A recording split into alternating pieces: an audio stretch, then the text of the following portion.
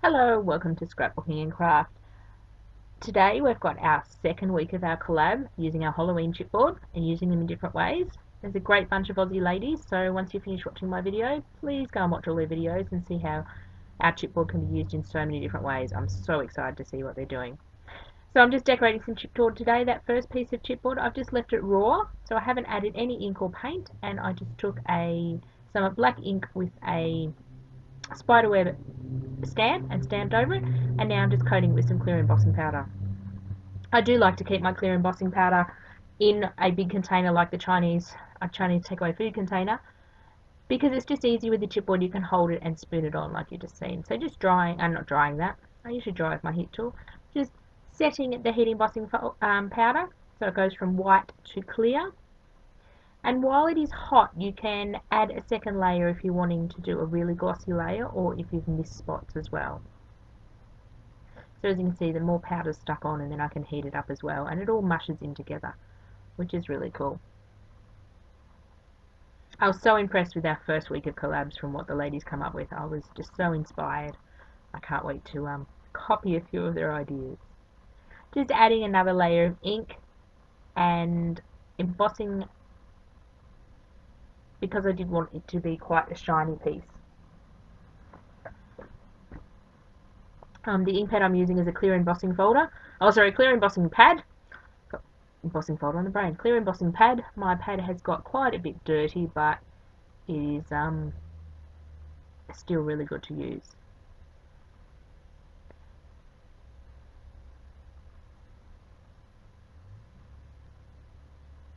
So here I'm just deciding what I'm going to do on this coffin, and I decided wanted to put this skeleton on the coffin. That's a Tim Holtz small ATC stamp. So I'm just putting a base coat of some silver embossing powder down.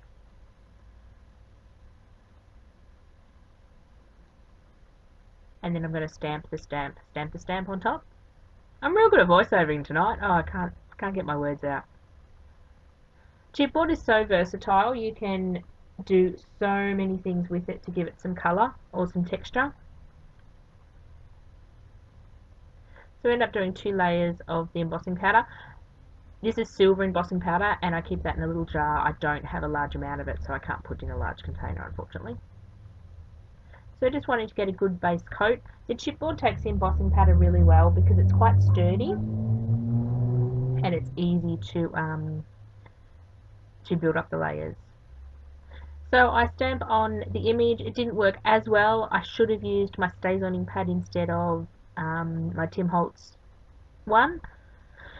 But the image is still there. It's just not as contrasting as I wanted. I really wanted a black skeleton on the silver. So then I decided to grab my Cuttlebug. Now our chipboard that's 1.8mm thick, that's all the chipboard we make from, can go through an embossing folder. It grinds and moans a bit, but your machines can take it. It does bend your embossing folders a little, but they still work perfectly. I've been embossing chipboard for years, and this is my Cuttlebug, and it's 11 years old and it's still going strong.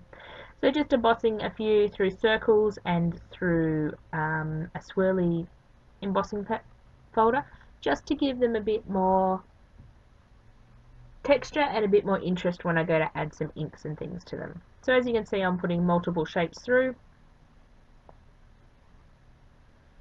I'm sorry about the table wiggling. I do have my tripod resting on my trestle table, and it does have a bit of give in it. I'm hoping early next year to get a tabletop and a tripod that don't touch each other, so I can wiggle the table to the table's heart's content, and it won't add anything to the camera. So I decided to play with my distress oxides. Now the oxides are great for the chipboard because they've got an opaque base to them. They sit on top very nicely. Told you I was tripping over my words tonight. Distress inks don't sit as nice on top of the chipboard. You do need to give them an undercoat of gesso or white paint. So just added some purple in the background. I scraped over with a black ink pad, and it picks up all the raised areas, which is the look I was going for. And now I'm just spraying the oxide to give it a bleached look. I do love the oxides, how they go white.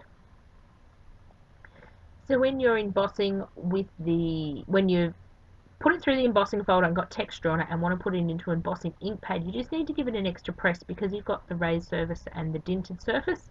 You just have to give it an extra squish in your ink pad. I love this ghost, he's so cute. I must find a project to put him on. Today I was mainly playing with different ways to alter the chipboard. I do have some still photos of some cards at the end that I'll show you, but I'm yet to put any of these decorated pieces on cards. I've literally ran out of time.